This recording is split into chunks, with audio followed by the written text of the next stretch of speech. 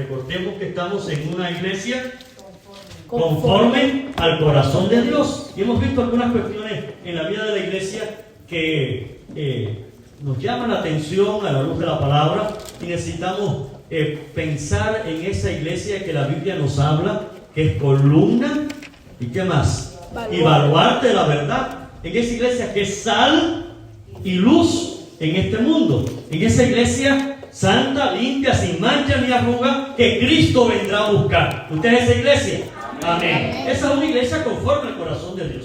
Vimos hace 15 días atrás el legalismo en la vida de la iglesia. Cómo las normas humanas a veces apagan el espíritu o afectan aún el relacionamiento y el ambiente. Y creo que tenemos que entender o recordar cuando hablamos de normas que nuestra suprema norma es la palabra de Dios. Amén. Nuestra única regla de fe y práctica. Cuando la Biblia habla, lo mejor que nosotros hacemos es callar. Amén. Y obedecer. Y si la Biblia no habla, no hable usted entonces. ¿Usted me está entendiendo? Bueno, el domingo pasado nos correspondía el liberalismo en la vida de la iglesia. Obviamente no es el tema de hoy, pero sencillamente paso un par de minutos. ¿Qué es liberalismo en la vida de la iglesia? Sí, es un poco antagónico al legalismo. Cuando pensamos en el legalismo estamos hablando de normas humanas. No hagas, haz esto, la patilla por aquí, el color de ropa tal, el pastor no se pone camisa que no sea color entero para predicar, etcétera, etcétera. Eso es, ¿qué cosa? Legalismo. ¿Y qué será el liberalismo? Le voy a explicar muy fácil. Es la anarquía. Aquí hace todo el mundo lo que bien le plazca. ¿Me está entendiendo? Quien juzga la conducta humana no es entonces la Escritura, sino es mi razón, o aún la influencia del mundo en que vivimos. Y eso, lamentablemente, en este siglo XXI hay muchas iglesias que usted no sabe si es un club, si es una asociación o es una iglesia de Jesucristo que procura vivir conforme a la voluntad de Dios y conforme a la palabra de Dios. Entonces, ¿qué es esta tendencia liberalismo? Bueno, es vivir conforme a nuestros apetitos, conforme a nuestros deseos. Y a veces traer las cosas del mundo, ¿a dónde? A la vida de la iglesia. El Señor nos ayude, mis amados, a negarnos al legalismo y vivir bajo la ley humana o mosaica, pero también el Señor nos libre de estar bajo el liberalismo, donde cada cual quiera hacer lo que quiera. Y no es que estamos en contra de la libertad humana, sino que estamos a favor de que sea Dios, a través de su palabra, quien norme nuestras vidas. ¿Alguien dice amén a eso? Amén. Pasemos hoy a la iglesia de los unos y de los otros. Esta iglesia de los unos y de los otros está dentro de comillas, o sea, es una frase curiosa para llamar la atención. El texto que vamos a leer está en Filipenses 2, 1 al 11. A ver a quién le doy los créditos. No sé si a Bianchi o a Sara. La selección de los cánticos me gusta. Bianchi. Así bien, gran Bianchi. Vamos a dar un aplauso a Bianchi ahí en el nombre del Señor. Los cánticos que ustedes escucharon, que nosotros entonamos, ahora cuando yo comience a predicar, usted se va a dar cuenta que van a estar muy relacionados con lo que vamos a hablar. Porque este texto que tenemos delante, Filipenses 2, 1 al 11, es uno de los textos más conocidos del Nuevo Testamento. Amén. Es uno de los textos que se llaman pasajes cristológicos, donde nos habla de manera clara quién es Jesucristo. Amén. Bendito sea su nombre. Amén. El cual se leyó también que de Él y por Él son todas las cosas. Amén. Es el texto que nos dice que ante Él se doblará toda rodilla de los que están en los cielos, en la tierra y debajo de la tierra, y toda lengua va a confesar que Jesucristo es el Señor. Aleluya. Póngase de pie para leer este texto una vez más y ver a la luz de este texto la iglesia de los unos y la iglesia de los otros. Pastor, ¿eso será muy bueno o será bueno?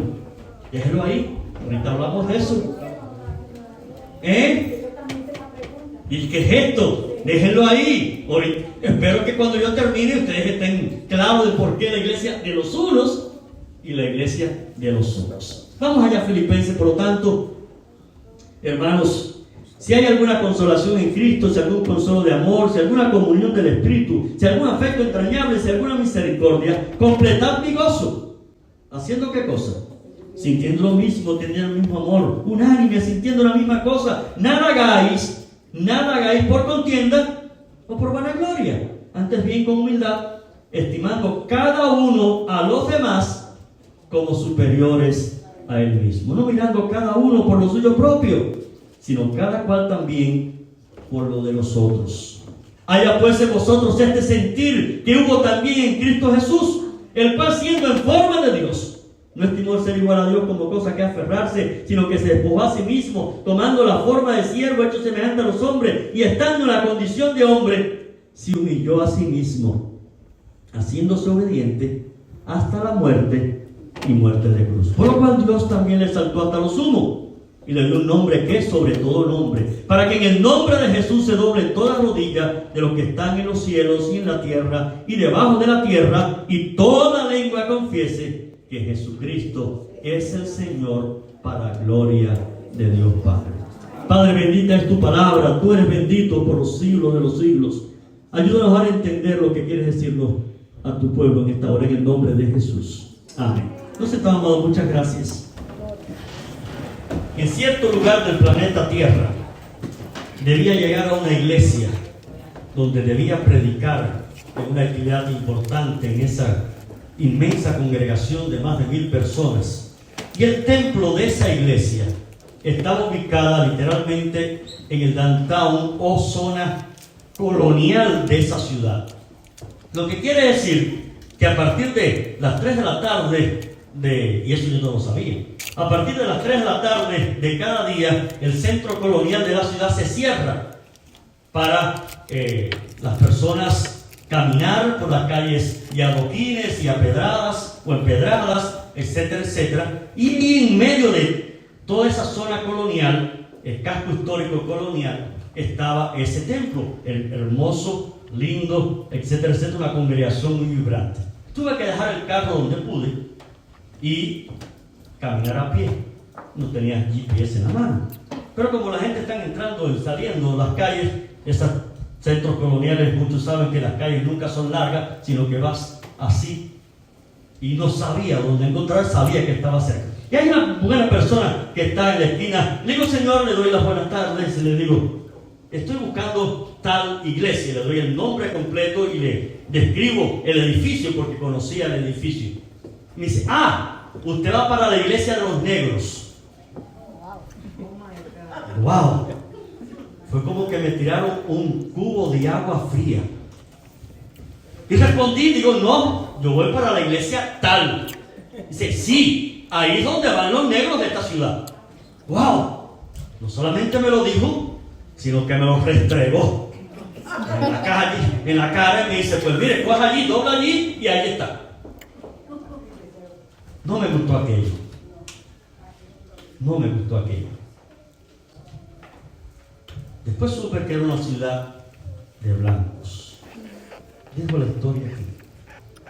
Porque lamentablemente los hombres de hoy estigmatizamos a los otros y le ponemos apellidos a las personas que muchas veces no tienen nada que ver con ellos, o que esos apellidos, entiende la palabra apellido, están relacionados a nacionalidad, a raza, a esto o aquello. Pero no se asusten. Estando en Brasil, y ahí sí puedo hablar un poquito más claro, me invitaron a un salón muy importante en Copacabana a dar una experiencia de testimonio, qué sé yo, y se lo digo a un compañero, me dice, sonríe que vas a la iglesia de los ricos. Se reunían en un salón de un hotel 5 estrellas en Copacabana, la iglesia de los ricos, la iglesia de los negros. Bueno, debe haber iglesia de los pobres, La iglesia de los feos. La iglesia de los viejitos. Y eso me hace pensar en qué cosa. En la iglesia de los unos y en la iglesia de los otros. ¿Y será esto tan así a la luz de la palabra? Cristo murió solamente por aquellos, con todo respeto, mis amados hermanos, aquellos negritos de aquella ciudad. ¿O serán los ricos de Copacabana los únicos que tienen derecho a ir al cielo? ¿O la iglesia de los feos? Ahí nadie debe ir porque todos son feos. La iglesia de Jesucristo nació en Jerusalén, donde había una característica muy marcada, y es la heterogeneidad. O sea, todos eran judíos. ¿Y todos vivían dónde? En Jerusalén. Todos se conocían. ¿Qué sucedió con los años? La Biblia nos dice que debido a la persecución y debido al crecimiento del el Evangelio comenzó a distribuirse. Y se comienza a cumplir la palabra del Señor. Dice: me seréis testigos en Jerusalén, en Samaria, en Judea y hasta en el Bronx. Amén. Lo último de la tierra. No es que esto sea lo último de la tierra, sino estoy diciendo que la tierra sigue, el Evangelio sigue caminando. Amén. Amén. Y cuando Pablo comienza la obra misionera, se percata que las congregaciones comenzaban a ser muy diversas. Ya no eran solamente judíos, ni solamente de una ciudad, sino que eran las personas muy diversas. Una iglesia muy especial al corazón de Pablo era la iglesia de Filipo, una iglesia que lo amaba a él y él amaba a esa iglesia. Y Pablo le escribe a esta carta para evitar que se reproduzca en aquella iglesia naciente y muy heterogénea, porque la ciudad de Filipo era muy heterogénea y recibía muchas personas de todos lugares, que se evitara que la iglesia fuera de unos y de otros. Los que tienen y los que no tienen, los que son judíos y los que no son judíos, los que son ricos y los que son pobres, Y entonces Pablo nos dice: hermanitos, si hay algo bueno en ustedes en Cristo, si hay un consuelo de amor, si el Espíritu tiene comunión con ustedes, si ustedes tienen un amor por fuerte, un afecto entrañable, si ustedes sienten misericordia, alégrenme con esto. ¿Con qué me pueden alegrar? Sientan lo mismo, teniendo el mismo amor, unánimes, sintiendo una misma cosa. Amén. Bendito sea el nombre del Señor. Gloria a Dios. El apelo, el llamado de Pablo que le hace a los cristianos en Filipo no está basada en características externas,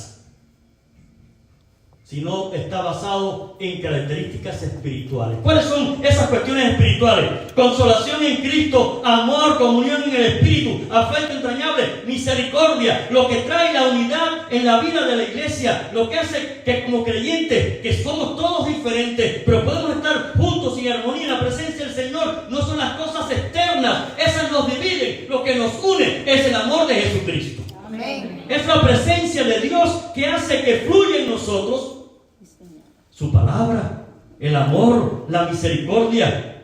Entonces, la iglesia no es la de unos y la de otros, sino la iglesia es la de todos. Bendito sea el nombre del Señor. Gloria a Dios. Entonces no está el título del color de la piel o de la cuenta bancaria, para solamente mencionar dos cosas, sino hay un título: este, aquel, aquella, el otro han sido lavados por la sangre del Cordero. Amén.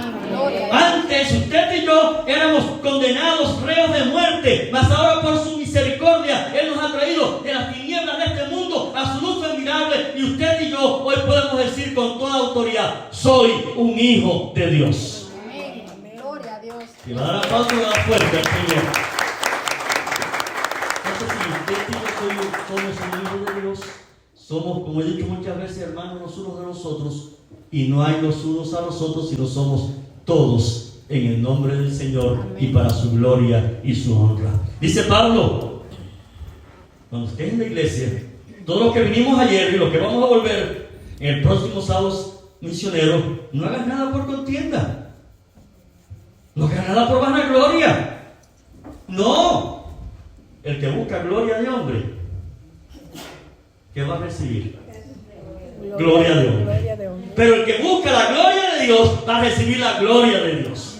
Entonces no hacemos nada por contienda, por vanagloria, para que me vean o me digan, sino estimo a los demás como superiores a nosotros mismos. Eso quiere decir que en la iglesia de todos no nos miramos los unos a los otros de diferentes o superiores a, sino nos miramos todos de una manera igual, donde le damos honra al otro, buen trato al otro, amor al otro. No mirando cada uno lo suyo propio, sino cada cual a los demás. O sea, yo no soy el centro de esta situación. Yo no soy la última Coca-Cola en el desierto. Yo solamente soy alguien que debo servir a Dios y servir a mi hermano. Cuando nos ponemos en el centro nosotros, corremos un riesgo.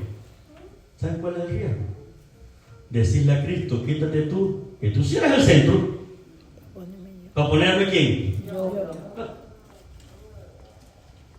No sé si usted puede decir lo mismo que yo. Dios me libre de eso. Amén. Amén. Amén. Ahora, pues usted puede preguntarse, bueno, pastor, ¿y qué podemos hacer como iglesia, como creyente particular, para que no haya en medio nuestro la iglesia de unos ni de otros, sino que cuando hablemos de la iglesia bautista cristiana de San Luis, digamos que es una iglesia de todos? Donde hay dominicanos, gloria a Dios por los dominicanos. Los dominicanos deben hacer muchas cosas buenas, pero cocinar es una de las buenas que hacen. Mira, los dominicanos se ponen contentos.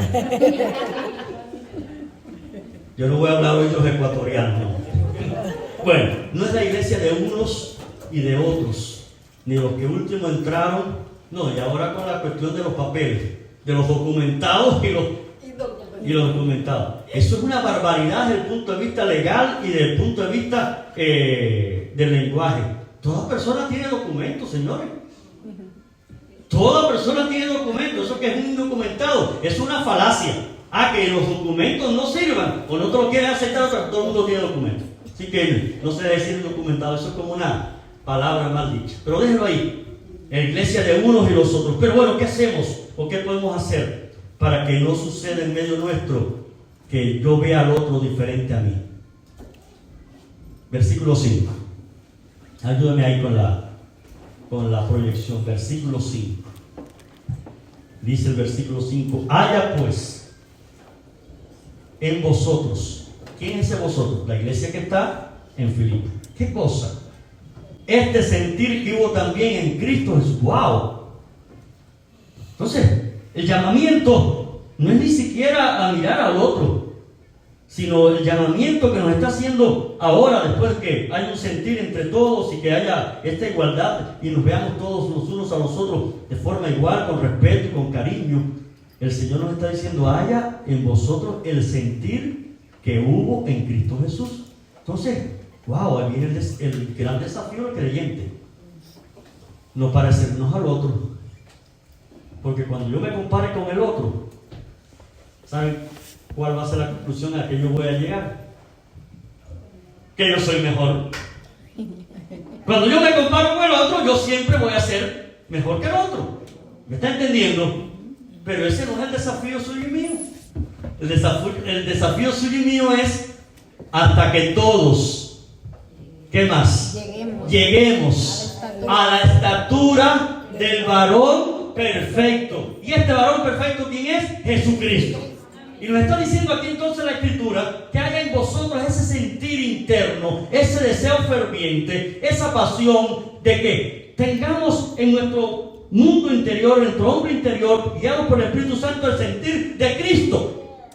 Y la pregunta es: ¿y cuál fue el sentir de Cristo? El texto nos lo dice, versículo 6: el cual, siendo forma de Dios, no estimó el ser igual a Dios como cosa que aferrarse, sino que se despojó a sí mismo, tomando forma de siervo, hecho semejante a los hombres, y estando en la condición de hombre, se humilló a sí mismo, haciéndose obediente hasta la muerte, y muerte de cruz. Hago un paréntesis para decir que este texto se conoce como el texto kenótico, o la kenosis de Cristo, o el autovaciamiento de Cristo. El Dios eterno toma posición en Cristo Jesús, su Hijo, Y por eso Jesús dice que me ha visto a mí, ha visto al Padre. Y esto se llama la kenosis. Puede buscarlo en la enciclopedia, en demás, y averiguar más estas cosas. Es lindo esta historia, pero quiero hablar del sentir de Cristo. Y la pregunta es esta: ¿cuál fue el sentir de Cristo que vimos? ¡Wow! ¿Era Dios? Sí. ¿Tomó forma de siervo? O sea, la persona de Cristo, de carne y hueso, el logo que se hizo carne. Sí. ¿Se hizo semejante a los hombres? Sí. ¿Pero qué pasaba en la condición de hombre? Versículo 8. Se humilló a sí mismo, se hizo obediente hasta la muerte y muerte de cruz. ¡Wow! Entonces aquí hay tres aspectos en Cristo que nos hablan de sentir de Cristo y que quiero pensar para que no caigamos nunca en la iglesia de unos y de los otros, sino en la iglesia de todos, que es la iglesia del Señor. Lo primero, pueden seguirme con la vista ahí en el texto. Versículo 7. Tomando forma de siervo. Recuerdo la escritura que dice muy claro: Jesús dijo: yo no he venido para ser servido, sino para servir y para dar mi vida en rescate por muchos. Les recuerdo a Jesús que en cierto momento, ya en la cena pascual, cogió el lebrillo, la palangana, la vasija de agua, ¿y qué hizo? Lavó los pies. Lavó los pies. Y dijo algo más: ejemplo os he dado para como yo he hecho, vosotros lo hacéis. Pero días después subió a la cruz, y ese es el mayor ejemplo del servicio de Jesucristo por nosotros, cuando Él subió a la cruz del Calvario y ofrendó su vida. Recuerda que Él dijo: nadie me la quita. Amén. Yo mismo La la doy. Los romanos, ni los judíos, ni nadie le podía quitar la vida al maestro, al dador de la vida. ¿Por qué es la vida? Él la puso por ti y por mí. Entonces el mayor sacrificio, el mayor servicio lo tenemos en Jesucristo, no solamente porque sanó, liberó a cautivos, lavó los pies, etcétera, etcétera, sino porque dio su vida. Amén. Ese servicio ha hecho de usted y de mí que seamos hoy nuevas criaturas por la fe en Él. Amén. Bendito sea su nombre. Gloria a Dios. El texto entonces nos está diciendo muy claro: tomó la forma de siervo. Voy atrás un poquito. Queremos ser la iglesia del Señor, la que Él desea. Amén. Yo sé que usted dice amén. Queremos ser una iglesia conforme al corazón de Dios. Amén. Lo decimos también. ¿Hay tendencias que pueden desviarnos? Sí, lo sabemos. Pero queremos ir a la Biblia. ¿Y qué hacemos para que esto no suceda? Que en cada uno de nosotros sintamos lo de Cristo. Ser siervos de los señores. Señor. ¿Alguien dice amén por ahí? Amén. Repito: ser siervos y no señores. Amén. El siervo que está dispuesto a servir, que está dispuesto a ayudar, que está dispuesto a sacrificarse, que está dispuesto a dar su tiempo, que está dispuesto a orar por otro, que está dispuesto a hacer algo por otro. Cuando tenemos este sentir, no seremos iglesia de unos y otros, sino seremos la iglesia de Jesucristo. Amén. Lo segundo que nos habla del sentir de Cristo, y usted puede seguir con la vista porque está muy claro en el texto, y estando en la condición de hombre, se humilló a sí mismo. Se humilló a sí mismo. ¿De qué nos habla esto? ¿De humillación o de humildad? Humildad. Mire, amados, el orgullo no cabe en el pueblo de Dios. Amén. Porque si algo, voy a ir a la Biblia, si en algo usted debe gloriarse, ¿qué dice la Escritura? Gloríese en el Señor. Así que si algo usted ha logrado, si algo usted ha dado, si algo usted ha hecho, si algo usted ha podido, si usted, antes de buscar la gloria humana, denle la gloria al único que merece la gloria. Bendito sea el Señor. Gloria a Dios, Señor. El tiempo me maltrata a veces. Y vamos al tercero, ¿sabes? Se humilló a sí mismo y haciéndose obediente hasta la muerte y muerte de cruz. Fíjense, aquí hay una aclaración divina: muerte y muerte de cruz. ¿Sabe lo que está diciendo? Murió no de cualquier muerte, sino murió a través de la peor muerte en aquel tiempo. que era la crucifixión, que era una muerte por asfixia, una muerte por infección. Cuando la persona se clavaba en la cruz, estaba su cuerpo erguido, con el tiempo y el sol comenzaba a faltar el aire, por eso podía morir por asfixia, o los clavos sucios podían provocar infección y pasaban las horas y entonces había una combinación de falta de oxígeno y entrando bacterias y todo bichito por ahí para allá. La persona no moría por la muerte, o sea, no moría directo por los clavos o por la corona, sino moría por el sufrimiento de la infección que podía venir con las horas, el sol y demás, el sudor, y también por la falta de oxígeno al tener mucho trabajo o dificultad para respirar. Entonces está diciendo aquí la Escritura que Cristo obedeció y murió en muerte, y aclara, muerte de cruz, que es esta muerte que le he descrito brevemente. Ahora, ¿qué nos quiere decir este texto? Haciéndose obediente. Aquí la mayoría de nosotros somos adultos, tenemos hijos. La obediencia. Digo adultos e hijos porque sabemos como padres cuando los hijos nos desobedecen. Y sabemos que eso trae consecuencias. Y aunque tratamos de enseñarles la obediencia, ellos muchas veces caminan hacia la desobediencia. ¿Qué es la obediencia? La obediencia no es otra cosa que hacer o decir aquello que conviene de acuerdo a aquel que nos lo dice. En otras palabras, cuando hablamos de obediencia en relación a Dios, estamos diciendo que hacemos o decimos las cosas conforme a lo que Dios dice. Amén. Miren, mis amados, la esencia del pecado es desobediencia. ¿Recordamos eso desde cuándo? Desde el Edén. Amén. Desde el Edén sabemos que la esencia del pecado es desobediencia. Pero también reconocemos a la luz de la Biblia que nos dice que el obedecer es mejor que los sacrificios. ¿Por qué traigo este texto? Muy bien, lo traigo porque la cuestión con el cristiano no es hacer esto o aquello, hacer mucho o hacer poco. La cuestión del cristiano es obedecer a su Señor. Amén. En otras palabras, hacer y decir aquello que el Señor desea que yo diga o haga. Vivimos en un mundo de rebeldía. Vivimos en un mundo de reinterpretación. Vivimos en un mundo, no se asuste, que algunos están diciendo hay que releer la Biblia. Vivimos en un mundo en que se nos enseña, a veces hasta por las pseudociencias, y aclaro pseudociencias, vive conforme a tus deseos, obedécete a ti mismo, da rienda suelta a tus curiosidades o a tus pasiones.